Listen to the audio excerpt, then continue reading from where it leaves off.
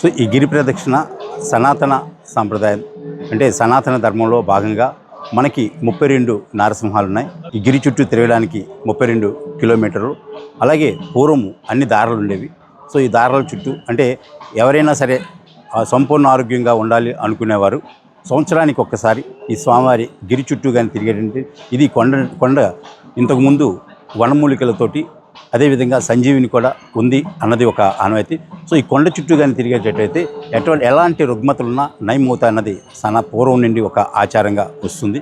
అందుకని ఈ తిరుగుతూ ఆ దారాల దగ్గర ఉన్నటువంటి ఇవన్నీ కూడా ఇది నీటి కొండ. మీకు చుట్టూ చూసేటట్టు సీతమ్మధార, గంగధార, అదేవిధంగా కిందనే మాధవధార, ఇవన్నీ కూడా దారాలు మొత్తం అంతా కూడా దారాలతో నిండి ఉన్నట్టు కొండ.